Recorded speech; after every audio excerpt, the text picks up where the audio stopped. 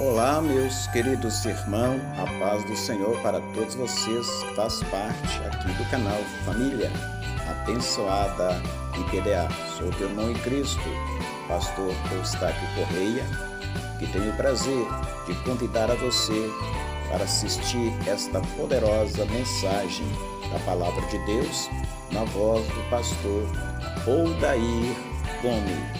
E se você gostar do vídeo, deixa aquele like abençoado, ou que seja aquele joinha para fortalecer o canal. Vamos para o vídeo. E a humanidade daquela época. Deus tinha um propósito ao chamar Noé. O propósito de Deus ao chamar Noé era que Noé fosse um elo de reconciliação entre o povo daquela época e Deus. Porém, meus irmãos, os contemporâneos de Noé não deram crédito na mensagem de justiça e por isso sofreram as consequências do grande dilúvio. Mas a justiça não é apenas é também graciosa, pois a Bíblia diz que Noé e toda a sua família foram beneficiados por Deus, salvos do dilúvio.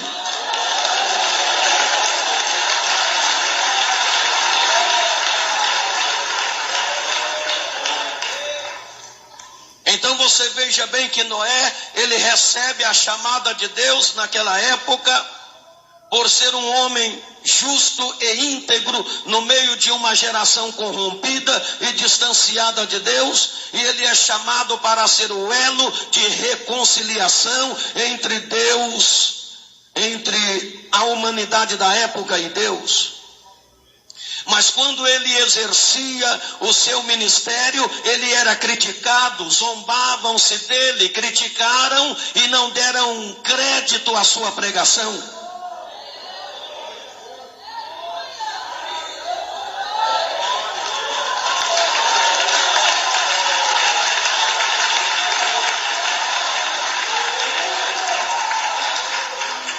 Aquele que tem o chamado de Deus não olha para as críticas, não olha para as rejeições, mas olha para o seu chamado e faz a obra de Deus com precisão.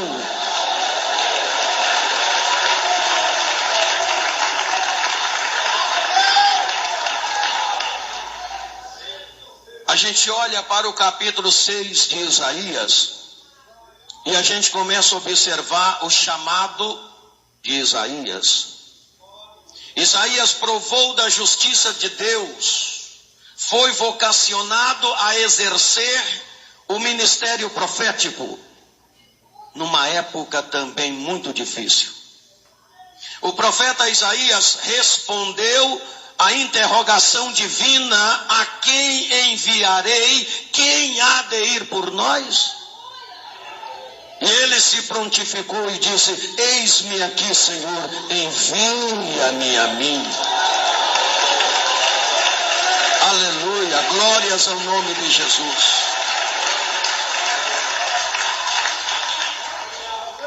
Que já se prontificou e disse: eis-me aqui, Senhor, envia-me a mim. Levante a mão e glorifique o nome do Senhor.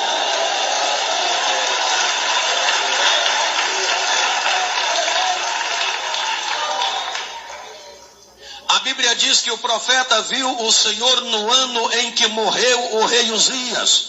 Foi no ano em que morreu o rei Uzias que o céu se abriu e Isaías, ele viu o trono de Deus e o Senhor assentado em cima do seu alto e sublime trono. A visão, por ser no ano da morte do rei Uzias, tem como possível explicação o envolvimento do profeta com aquilo que não correspondia ao seu chamado, isto é, o cenário político. Aquela época era uma época de crise política, crise social, crise moral, crise espiritual. O cenário era terrível e Deus estava chamando Isaías para ele ser um porta-voz de Deus em meio àquele cenário de crise política, social, moral e espiritual. E quando ele teve a visão do trono, e ele vê o Senhor assentado sobre o alto e sublime trono, e ele ouve a voz de Deus, ele reconhece seus pecados, recebe a purificação dos mesmos, e o Senhor logo diz: a quem enviarei? Ele diz: eu estou pronto, eu estou preparado, eis-me aqui, Senhor, envia-me a mim.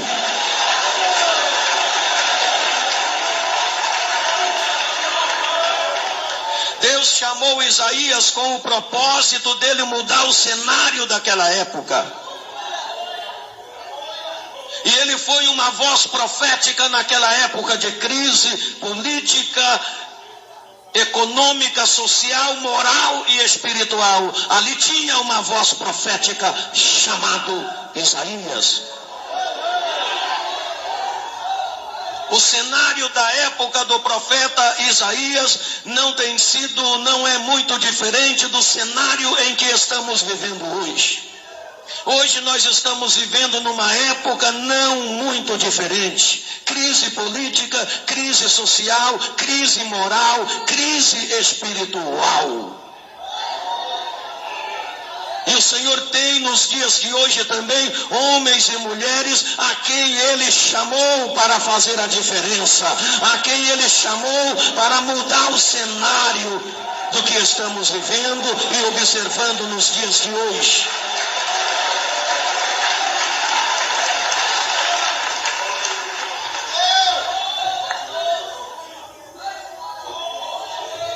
No texto de Lucas 12, ou seja, capítulo 6, versículo 12 ao 19, nós vemos o chamado dos 12. Jesus chama 12. Meus irmãos, por mais de 3 anos, Jesus ensinou 12 homens para que os mesmos viessem a proclamar o Evangelho. Porém, antes de ensiná-los, Jesus chamou cada um pelo seu próprio nome. E isto para que os 12 se transformassem em pescadores de homens. No texto que nós lemos em Marcos capítulo 1, versículo 17 a seguir, o Senhor disse: vinde a mim, segue-me, e eu vos farei pescadores de... Notemos que 11 dos 12 que foram chamados mudaram o curso da humanidade da época. Eu estou falando 11 dos 12 porque um foi Judas Iscariotes e esse não mudou nada, esse se perdeu. Mas os 11 que foram chamados, eles mudaram o curso da história da humanidade da época. A prova concreta do valor do ministério dos 11 apóstolos é a existência da igreja, pois pelo intermédio destes 11, Jesus outorgou uma nova direção ao mundo. Hoje nós estamos vendo a existência e a excelência da igreja. E nós fazemos parte desta igreja. Eu faço parte dela e você faz parte dela. E quem é que faz parte dela diz amém. Aleluia! Meus irmãos, vamos valorizar o nosso chamado. Se você crê na Bíblia Sagrada, não precisa dizer que Jesus vai voltar. Se você observar os sinais que falam sobre a volta de Jesus, você vai observar que a maioria deles estão se cumprindo. Muitos se cumpriram já, outros estão se cumprindo. Aliás, eu quero até dizer que nós não temos de ficar esperando